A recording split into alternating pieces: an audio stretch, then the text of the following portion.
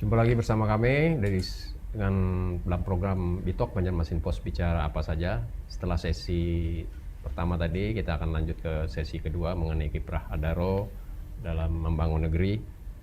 Setelah berbincang dengan Bapak Ustadz Samani, Ketua Badan Pengelola Usaha Pesantren Miftahul Ulum Tabalong, dengan Pak Ustadz Rusdian, penanggung jawab Badan Pengelola Usaha Pesantren Teknologi Pertanian Al-Islam Kambitin Tanjung Tabalong. Di sebelah kanan saya ini ada Pak Ustadz Rijali, Ketua Badan Pengelola Usaha Pesantren Pondok Pesantren Nurul Muhibin Halong, Balangan. Waalaikumsalam warahmatullahi. Dan kemudian juga Pak Ustadz Ahmad, Ketua Badan Pengelola Usaha di Pondok Pesantren Nurul Muhibin Barabai, Hulu Sungai Tengah. Assalamualaikum Pak Ustadz. Waalaikumsalam warahmatullahi. Kita lanjutkan perbincangan mengenai kerjasama Adaro dalam membina pondok-pondok pesantren. Kembali kita Pak Chandra, saya langsung ke beliau-beliau nih. Siap. Pak Ustadz Rijali, apa di Wadah Pian yang dibantu pembinaan permodalan Adaro di Wadah Pian apa aja? Sejak tahun 2019 sampai sekarang itu sudah ada beberapa unit usaha di pondok kami yang kemarin disupport melalui CSR PT Adaro. Di antaranya itu ada pertanian, terus perikanan sama perkebunan. Perkebunan lah. Iya, perkebunan. Peternakan itu kami membudidayakan ayam ras petelur, Kemudian di perikanan pembesaran jenis ikan nila. Di kolam ada 2 jenis kolam tanah sama kolam terpal. Nah, kemudian di perkebunan kami juga menanam jagung pakan, terus sama sayur-sayuran organik, gitu. Kalau yang itu berapa Pak anunya Pak? Misalnya kalau ikan berapa, kemudian perkebunan sudah bagaimana perkembangannya, artinya sejauh ini tuh? Jadi per hari ini untuk jagung pakan itu baru demplot Pak. Baru demplot ini di matching pound di tahun kedua ini baru demplot kemarin 3 hektar. Nah, kerjasama dengan OLM, secara keilmuan dari OLM, disupport budgetnya oleh IABN. Dalam hal ini dilaksanakan untuk tahun di tahap kedua di tahun 2022 ini sebanyak 3 hektar. Dan sekarang sudah memasuki usia di hampir 3 bulan setelah masa tanam. Nah, itu untuk jagung pakan. Kemudian untuk ikan, untuk tahun ini, tahun yang di tahap kedua, tahun 2002 ini kami pembibitan. Jadi ini untuk ikan nila sekarang sedang dilakukan pembibitan. Dan alhamdulillah sekarang sudah mulai diperkirakan kemarin dari hitung-hitungan kasar kata anak-anak Pokjanya itu sudah di angka sekitar 50.000 bibit menghasilkan bibit nila, ya, benih-benih yang siap jual. Okay. Kemudian di satunya lagi di sayuran organik, kemarin kita juga menanam jenis kacang edamame. Itu untuk untuk cemilan ya. Kacang yang jenis kacang yang untuk kudapan, untuk kudapan. Dan sekarang juga sudah mulai, insya Allah dalam minggu-minggu ini bakal mulai panen nih, insya Allah. Panen lah. Iya. Itu kalau secara sudah menghasilkan berapa Pak? Jadi kemarin misalnya jagung sudah menghasilkan, misalnya sekali panen dalam kemudian kalau pembibitan kira-kira dengan hasil yang itu dapat berapa kira-kira? Nah, jadi begini, kalau jagung memang karena ini demplot, berarti ini yang pertama. Nah, kita belum bisa membuka data angka-angka berapa sih income, istilahnya kayak income atau omset. Tapi dari perakiraan yang diberikan dari data-data yang disodorkan pihak Unlam kemarin, itu diperkirakan dari 1 hektar itu di kisaran 8 sampai 12 ton per hektar. Hasil. Kalau dari sisi materi berapa tuh seton? Dengan angka sekarang angka 4.800 per kilo. Memang fluktuatif. Kisarannya. Kisarannya di angka 4.500 sampai 4.800 per kilo.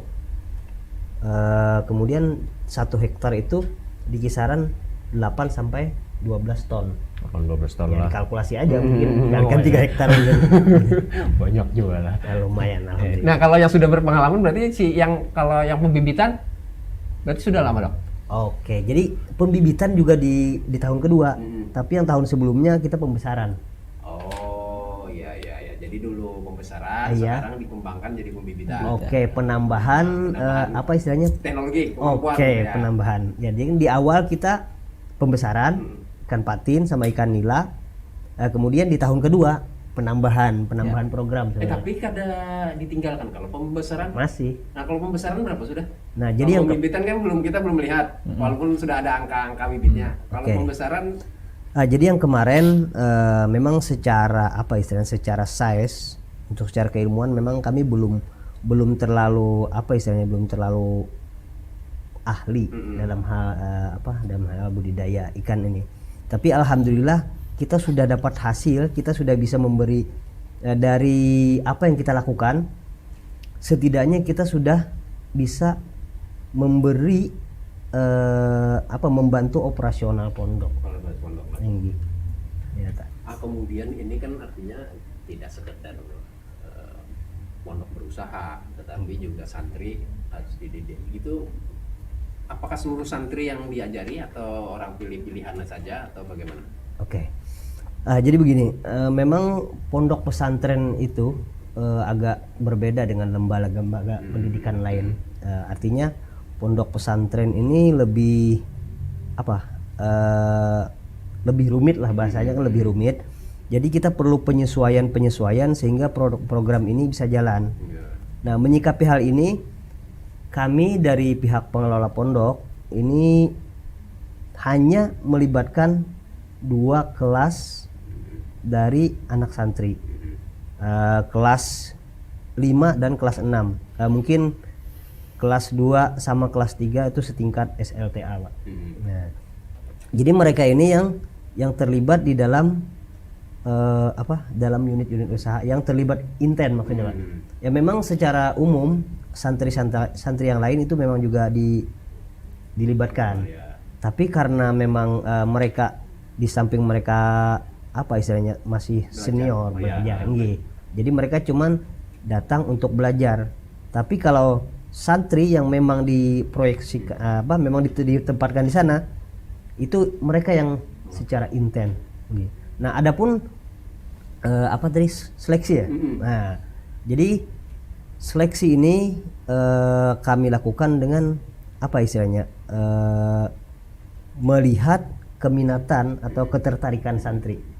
Nah, jadi ketika kita berikan semacam kuesioner atau apalah bahasanya kan, kita lihat santri itu tertariknya di bidang apa nih? Pertanian kah, perikanan kah atau peternakan kah?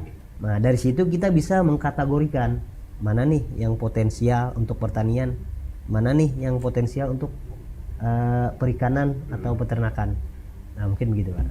Kalau santri yang mengelola kira-kira dapat duitnya? Nah, ini pertanyaan bagus nih. Ya, karena dari jargonnya kan sejahtera, santri sejahtera. Santri sejahtera, benar. Sejahtera. Jadi begini, sesuai yang sudah kami 2 tahun berjalan sebelumnya, itu kami sudah bisa membagikan hasil untuk santri, untuk pengelola dalam hal ini BPUP, kemudian membagikan untuk membantu operasional pondok juga. Nah, dengan bagi-bagian dengan ada persentase bagi-bagian. Nah, kemudian dari satu bagian untuk pengelola, satu bagian lagi untuk pondok pesantren, satu bagian lagi untuk kepengurusan BPOP, kemudian satu bagian lagi untuk perawatan fasilitas bahasanya tuh, cadangan. Iya, cadangan usaha lah. Penambahan modal. Penambahan modal. Satu lagi untuk penyusutan. Iya. Penyusutan. Jadi ada lima item. 5 item lah, pembagian lah. Karena memang kita nih karena misalnya ulun lah memelihara sesuatu tapi belum kadang menikmati hasilnya lalu semangat turun. Iya. Ulun beralih ke Pak Ustadz Ahmad. Ini Ketua Badan Pengelola Usaha Ponpes Nurul Muhibin Barabai HST. Apa Pak yang di sana Pak yang pian kelola di Pondok Pesantren Pian? Bismillahirrahmanirrahim. Yang pertama dulu saya terima kasih loh kepada Adaro yang telah membantu segala halnya dalam program ini. Yang kami ada unit usaha yang kami kembangkan di Barabai itu cuma ada satu, yaitu pembesaran ikan. Iya. Walaupun untuk saat ini cuma ada ikan nila sama ikan lele. Nah, walaupun masih tahap belajar. Nah, kalau ditanyakan tentang hasil atau berapa mungkin kami belum bisa menjawab karena saya sendiri masih belajar. Nah, ada yang berbagai macam kendala lah. Yang dulu pernah ada mau panen, kadang gagal panen, kan ada. Itu terjadi pada tahun 2021 kan ada banjir bandang kemarin. Ya. Nah itu, nah itu sudah dekat dengan panen. Iwaknya lepasan. Jelas. Kolam itu balik. Berapa kolam? Apa kolamnya kolam atau keramba kah atau apakah? Kolam terpal. Oh, kolam terpal. Kolam terpal. Karena memang tidak memungkinkan. Karena daerah Barabai itu kan daerah banjir.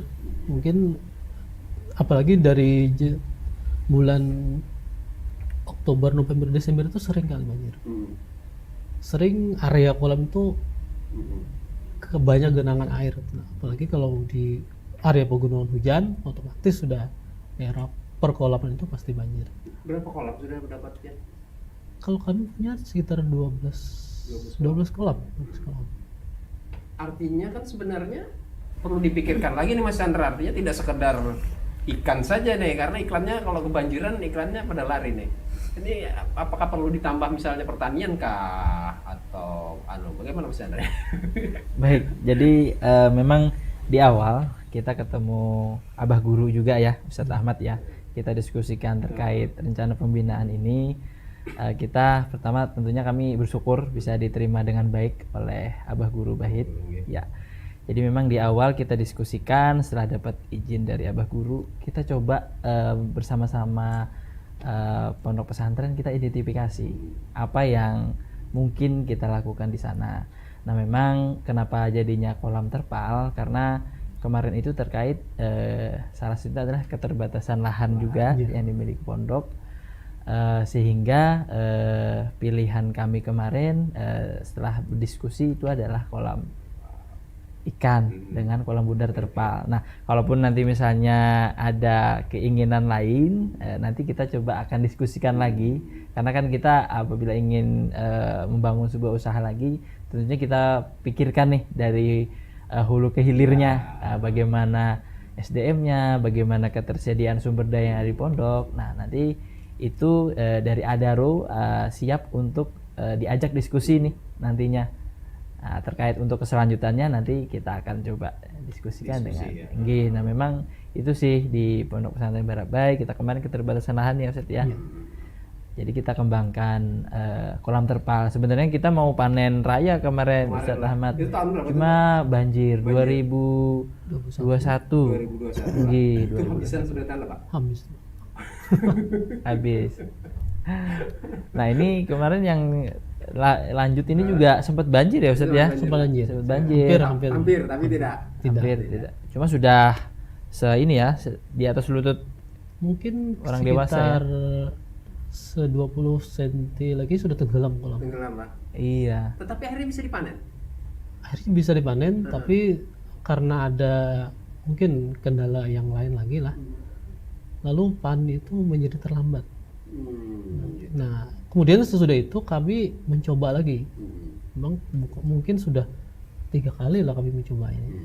Nah, yang terakhir ini kami mencoba dengan bibit nila yang jenis lain, kemudian ditambah apa lagi namanya yang tadi resirkulasi air tadi sudah jalan, kemudian ditambah oksigennya lebih banyak lagi. Kami itu dalam 4 bulan bisa menumbuhkan ikan sekitar 1 kilo 3 ekor ikan nila. Bisa besar. Dalam 4 bulan 3 ekor itu bisa mencapai 1 kilo, bisa sekitar 3 ons lebih lah. Bahkan kami ada yang melihat tadi 4 ons 1 ekornya. Mungkin kendalanya mungkin di pasaran nanti lagi. Apakah banyak persaingan untuk pasar Barabai ini? Nah, Pancaranya gimana persaingan nih? Untuk hasil-hasil produk-produk mereka ini apakah juga dibina juga bagaimana karena tidak bisa di orang cuma dididik untuk belajar tapi pemasarannya, manajemennya bagaimana? Siap. Ya, tentu dari kami juga memikirkan terkait pemasaran. Jadi di program Adaro Santi Sejahtera ada bidang khusus, memang itu ada bidang kewirausahaan. Nah, di kewirausahaan ini tim yang akan mengidentifikasi untuk pasarnya nih, pasar masing-masing pondok pesantren dan dengan masing-masing unit usahanya. Nah, jadi memang untuk di Nurul Muhibin Barabai kita kemarin ada beberapa pengepul ya Ustadz ya. Jadi memang kalau memang ada ikannya, itu memang beberapa pengepul panggilan ya Ustadz ya, itu siap kita pengepulnya datang untuk membeli hasil ikannya. Jadi memang kemarin tim kewirausahaan mengidentifikasi di Barabai itu sudah ada kita nama-nama pengepulnya ini. Jadi nanti kalau misalnya di tahun ini misalnya ada panen raya, itu kita tinggal hubungi pengepul yang ada di Barabai gitu kan. Dan di Barabai juga dulu kita adakan lokal expert. Nah, di Barabai juga dibantu lokal expert, sehingga lokal expert ini memang yang ahli di perikanan. Jadi selain membantu di budidaya, lokal expert ini juga membantu dalam hal pemasaran, karena banyak lokal expert ini punya link ya, punya link pengepul pembeli ikan di pasar. Karena di Barabai juga cukup mudah sebenarnya, karena di sana sentranya pasar kayak pusatnya tuh sepertinya di sana. Banu Anam di sana. Jadi tinggal bagaimana nanti kita sama-sama memperbaiki kualitas budidayanya. Karena memang jujur di Barabai ini ada beberapa kendala. Kita mau menggunakan kolam terpal itu menggunakan air sungai. Nah, kita air sungai ini kita tidak tahu nih apakah air sungai itu tercemar atau tidak gitu kan. Banjir di hulu aja sudah sekali aja matian namanya. Ya, nah jadi itu di Barabai, mudah-mudahan ini bisa maksimal lah nanti ya Ustaz. Oke, kita break sebentar, nanti kita lanjutkan. Kita break sebentar pemirsa, nanti kita lanjutkan lagi dengan perbincangan mengenai kiprah Adaro terhadap pondok pesantren.